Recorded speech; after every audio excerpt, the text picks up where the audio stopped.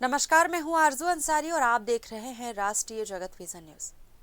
छत्तीसगढ़ में बढ़ती बिजली दरों के खिलाफ कांग्रेस ने जोरदार विरोध प्रदर्शन किया।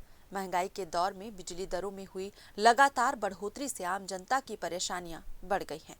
इसी मुद्दे को लेकर वार्ड कांग्रेस कमेटी और छाया पार्षद गावेश साहू के नेतृत्व में विधानसभा रोड ओवरब्रिज के पास मुख्यमंत्री विष्णुदेव साय का पुतला दहन किया गया।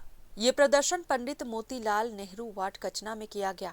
इस दौरान युवा कांग्रेस नेता गावेश साहू के नेतृत्व में विधानसभा रोड ओवरब्रिज के पास छत्तीसगढ़ सरकार का पुतला दहन किया गया और नारेबाजी की गई। इस मौके पर गावेश साहू ने कहा कि अगर बिजली दरों की बढ़ोतरी पर रोक नहीं लगाई गई और आम नागरिकों को राहत नहीं दी गई तो आने वाले समय में कांग्रेस और बड़े स्तर पर जन आंदोलन करेगी।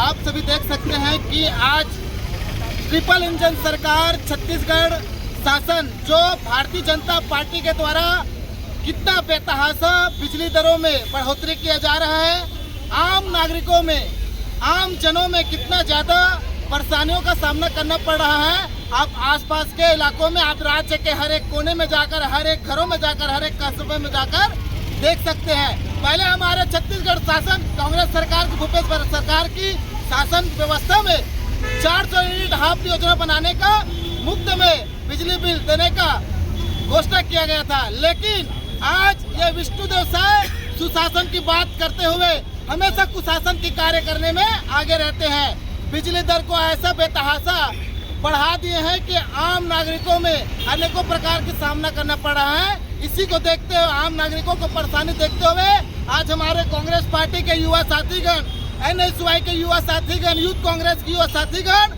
आज विधानसभा ओवरब्रिज के पास मुख्यमंत्री विष्णुदेव साय जी का पुतला दहन कर एक सांकेतिक विरोध प्रदर्शन किए हैं, ताकि हमारे विरोध प्रदर्शन को देखते हुए जो बिजली दर को बढ़ोतरी किए हैं उसके राहत दिया जाए और उसको शांत किया जाए।